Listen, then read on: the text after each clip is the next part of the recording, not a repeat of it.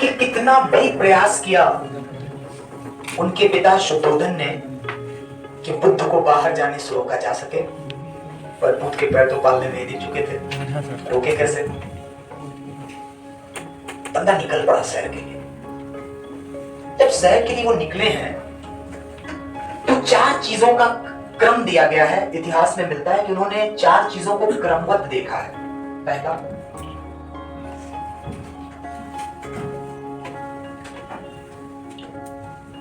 बूढ़ा व्यक्ति देख रहा है। फिर क्या देख रहा है? बीमार व्यक्ति। फिर एक शव को देखा और फिर देखा एक सन्यासी जा रहा है। मेरे दिमाग में अचानक क्लिक किया, वाई, क्यों यही क्रम है? क्यों नहीं पहले सन्यासी को दिखाया ईश्वर ने? क्यों नहीं उसके बाद बुढ़ापे को दिखाया, या फिर डायरेक्ट दिखाता पहले बीमार व्यक्ति, फिर बूढ़ा व्यक्ति, फिर शव, तब सन्यासी दिखाता? या फिर पहले बीमार दिखाता, फिर बूढ़ा व्यक्ति दिखाता, फिर सन्यास का जीवन दिखाता, तब अंतिम यात्रा शव वाली दिखाते? कोई भी चीज जब किसी पुरुष को पुरुषार्थ प्राप्त कराने के लिए ईश्वर भेजा हो, यानी उसको इंसान से पुरुषार्थ की यात्रा पे भेजना चाहता हो ईश्वर, तो हर चीज का माने और मतलब होता है। बुद्ध को ईश्वर को क्या बनाना था भविष्य में? एक महापुरुष, एक भगवान। और किस अवस्था में घर से निकले? जवानी के आलम में।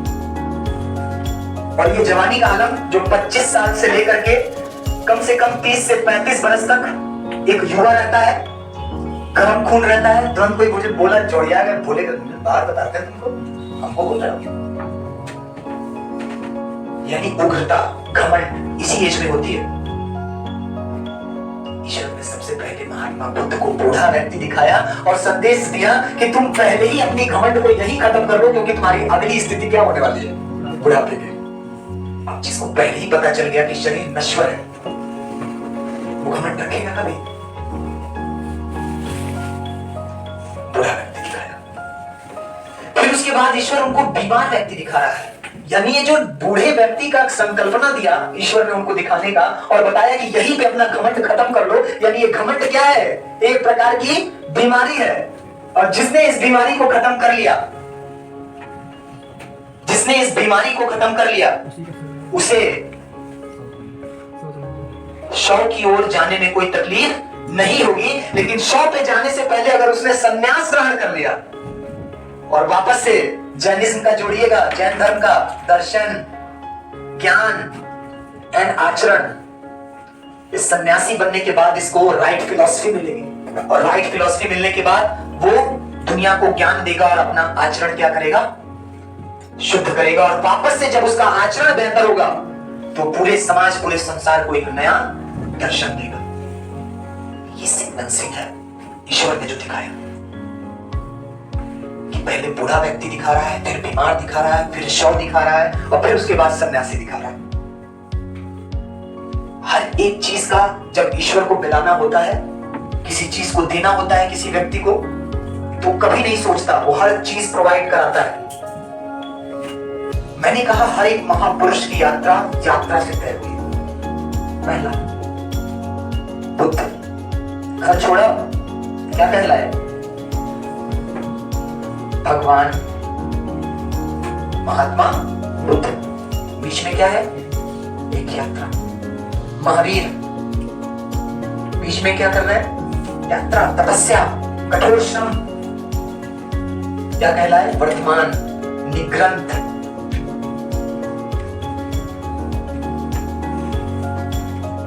सम्राट अशोक, एक लंबी यात्रा, 8 वर्ष की यात्रा तय की अपने शासनकाल की और कलिंग पे आक्रमण किया और फिर इसको प्राप्त हुआ ज्ञान कि नहीं, हिंसा तो रास्ता नहीं हो सकता। यात्रा क्या दे रहा है जमाने को? धम्म। अकबर, एक तरफ इस्लाम है, एक तरफ हिंदुइज्म है, एक तरफ ईसाई, जैन, बौद्ध सब हैं, और बीच में मुस्कुराता हुआ कहा है, जाओ मैं किसी की नहीं सुनता, दीने इलाही। एक बेहतर मनुष्य बनने का रास्ता दिखाया उसने। साधना, यात्रा और संतुलन, ये इंसान को महान बनाती है। पैगंबर मोहम्मद, मक्का से मदीना की यात्रा, यहाँ पे मोहम्मद है और यहाँ पे पैगंबर मोहम्मद। आफ्टर यात्रा मर्यादा पुरुषोत्तम श्री राम। जब तक राम अयोध्या में रहते तो सिर्फ राम होते। यात्रा काटी, वंचितों को लिया, दलितों को लिया, जंगलवासियों को लिया और फिर जब लौटे तो क्या कहलाए? भगवान मर्यादा पुरुषोत्तम श्री राम। ये 4 क्रम जुड़ा उस राम में। मर्यादित हुए, भगवान हुए, मर्यादित हुए, पुरुषोत्तम हुए, श्री हुए और फिर राम हुए। और सिर्फ यही रहते अयोध्या में तब सिर्फ राम होते। जब कौशल्या रो रही थी उनके वनवास जाने पे तो उन्होंने कहा, मां निराश क्यों है? कहा, बेटा तुम्हारा राज्याभिषेक होने वाला था और उसकी जगह वनवास पे जा रहा। कहा, मां आप गलत सोच रही हैं मेरी दूसरी मां कैकेयी के बारे में। कहा, कैसे गलत सोच रही? तो कहा, आप तो सिर्फ अयोध्या का राजपाट देना चाहती थी, मेरी मां कैकेयी ने तो पूरे वनों का राजा बना के भेजा है, मैं तो पूरे वन का राजा हूं। वो जगह जगह पे एक आदर्श पुरुष की संकल्पना प्रस्तुत कर रहे हैं। उस केवट के पास इनसे लेने के लिए कई सारी चीजें थे, पर फिर भी वो मांगता है और ये कहते हैं मेरे पास तो कुछ नहीं। और पत्नी अंगूठी निकाल के देती है, मां सीता अपनी अंगूठी निकाल के दे देती है, क्योंकि पत्नियां तो लोग जानती हैं अपने शौहर को। एक बात कही केवट ने, चलिए बाद में दे दीजिएगा। कहा, आखिर कैसे देना होगा ये तो बता दो। कहा, मैं दुनिया वाली ये पार करा रहा हूँ, मरने के बाद आप वो वाली पार करा देना। मैं यहाँ का नाविक हूं, तुम वहां के नाविक हो। और जब पुनः अयोध्या आगमन हो जाता है, भरत पूछते हैं, भैया वापस से राज्याभिषेक होना है, किसी कोई छूट तो नहीं रहा ना बुलाने में?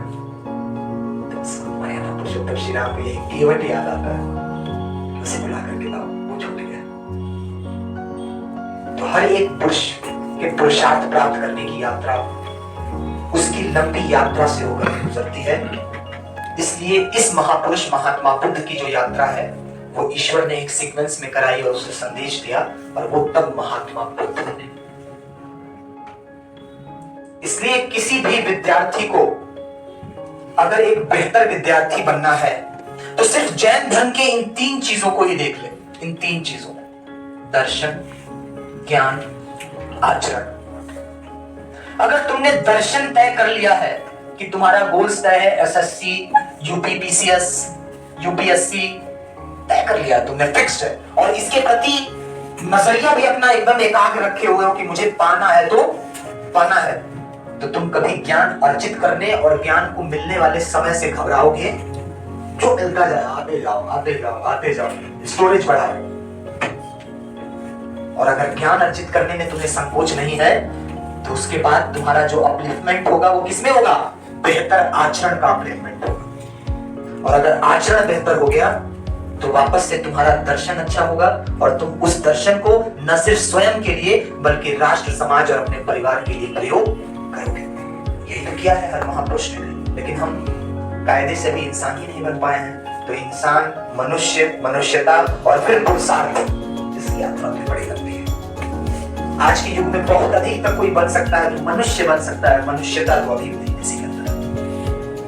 सब मनुष्य बन सकते हैं कि अपने समाज का दुख समझें, लेकिन पूरे एरिया का, पूरे लोगों के दुख को अपना दुख समझना बहुत मुश्किल है। वो लोग और थे। इसीलिए इस सरजमीन को, इस हिंदुस्तान की सरजमीन को सरदार इकबाल ने लिखा है कि कुछ बात है कि हंसती मिटती नहीं हमारी, सदियों रहा है दुश्मन पर जानवर। इस मिट्टी में वो खुशबू है कि यहाँ जो धर्म, जो मजहब, जो मत, जो विचार आए, उन सबको इसने आगे बढ़ाया है और पोषित किया है। भारत आजाद हुआ, पाकिस्तान में जितना परसेंट हिंदू रुक गए थे, आज उसका मात्र 5 से 10% हिंदू वहां बचे। और जितने मुसलमान यहाँ रुक गए थे, आज भारत में स्थिति देखिए कि दूसरी सबसे बड़ी कम्युनिटी मुसलमानों की है। बौद्धिस्ट बढ़ रहे हैं, सिख भी अपना ठीक ठाक काम कर रहे हैं। यानी इस पुरातन सभ्यता, संस्कृति, ये जो भारत की भूमि है, इसने हर विचार, हर धर्म को आगे बढ़ने के लिए सुनना। कौन लोग है जी जो कहते हैं यहाँ स्वतंत्रता नहीं बोलने का, उनको 1 महीने के लिए पाकिस्तान का वीजा दिलवाओ, चाहे वहां नियत बांधे, बम फटा खत्म। और यहाँ नियत बांधो, यहाँ 5 वक्त की अजान भी सुन रहे हो, नमाज भी पढ़ रहे हो, बोलने की भी स्वतंत्रता है, वोट देने की भी स्वतंत्रता है, तुमको उपराष्ट्रपति बनाया जा रहा है, राष्ट्रपति बनाया जा रहा है। इस हिंदुस्तान की मिट्टी ने जब न्यायपालिका में के लिए लॉ पढ़ाया तो मुसलमान बेटी फातिमा बीबी बनी, जब तोप थमाया तो ब्रिगेडियर उस्मान बना, जब लीडरशिप थमाई तो एपीजे अब्दुल कलाम बना, और जब बैडमिंटन की बैटिंग और जब क्रिकेट थमाया, बल्ला थमाया तो अजहरुद्दीन निकला, यूसुफ पठान निकला। और यहाँ रह करके लोगों को दिक्कत है, जो भी ऐसा सोचते हैं उनका दिमाग कंजर हो चुका है, क्योंकि वो मानते ही नहीं है ये सभ्यता और संस्कृति विकास की संस्कृति। अच्छा, इनको मिलवाइए, मेरे क्लास में, ठीक है।